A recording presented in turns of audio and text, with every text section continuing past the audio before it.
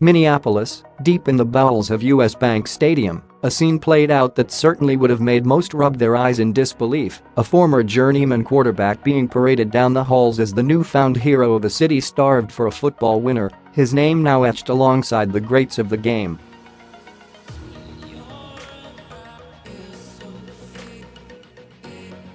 Here was Philadelphia Eagles quarterback Nick Foles, who moments before did the unthinkable by winning a shootout against the greatest quarterback of all time, being let into an interview room, surrounded by security guards and his family, now a big game star, no longer just a random backup who once thought about quitting the game.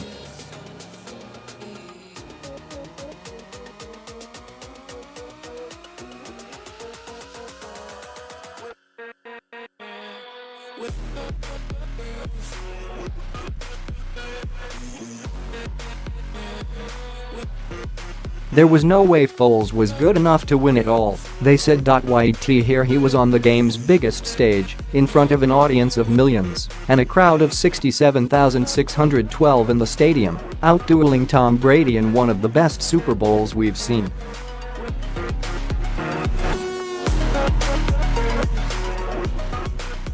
The Eagles beat the New England Patriots 41-33 as Foles threw for 373 yards and 3 touchdowns to win the game's MVP honors.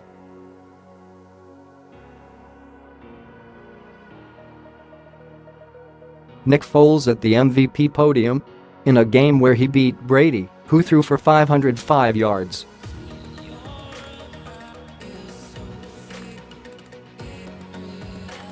That's like some barroom punk knocking out Mike Tyson in his prime, or some local YMCA hotshot beating Michael Jordan in a game of one-on-one.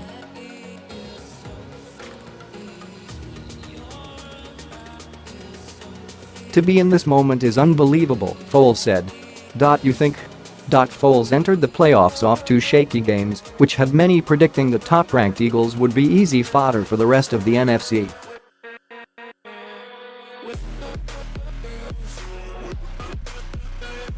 But in the divisional round against the Atlanta Falcons, he dinked-and-dunked his way to the next round.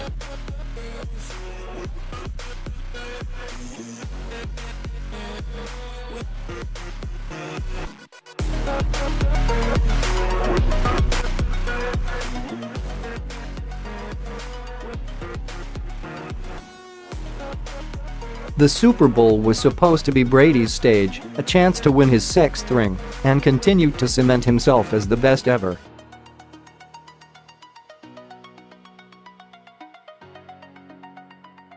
Instead, Foles went throw for throw with Brady, and when his team needed a late drive to take the lead, Foles made some big timely throws.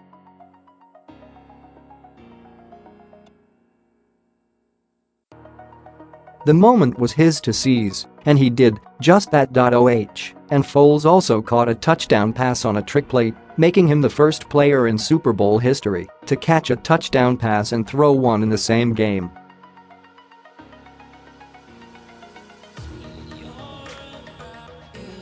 The trick play was one that Foles ran at Westlake High School in Texas, and one the Eagles had worked on a lot.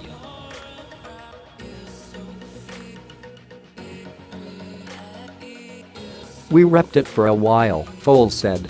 "So I was excited to get to run it in a Super Bowl."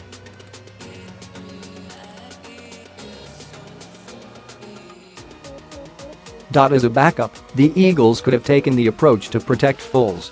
Instead, coach Doug Pederson continued his aggressive ways, which was the right way to play it against the Patriots, and didn't flinch at the idea of throwing it around the park.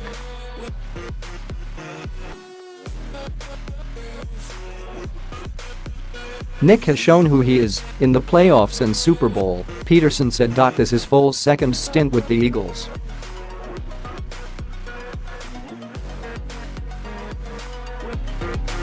Back in 2013, Foles threw 27 touchdown passes and 2 picks for then Eagles coach Chip Kelly.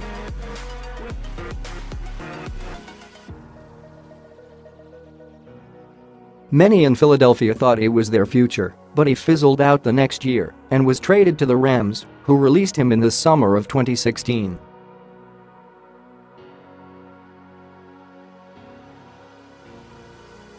He spent 2016 with the Kansas City Chiefs and was then re-signed by the Eagles to a 2-year deal before the season.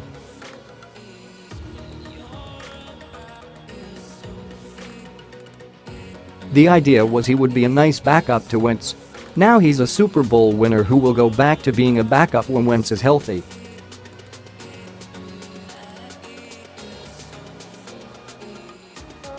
Foles has another year left on his deal, but you can bet the Eagles will be getting some trade inquiries come the spring.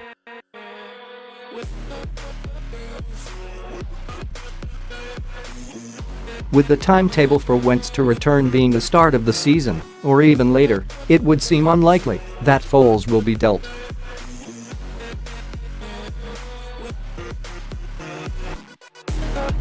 In a year, he might cash in on the free agent market in a quarterback-starved league, but in all probability he will go back to wearing a baseball cap on the sidelines in 2018.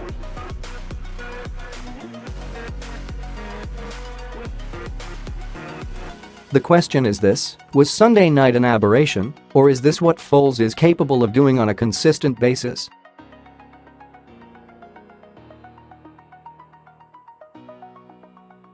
"I think the big thing that helped me was knowing that I didn't have to be Superman," Foles said.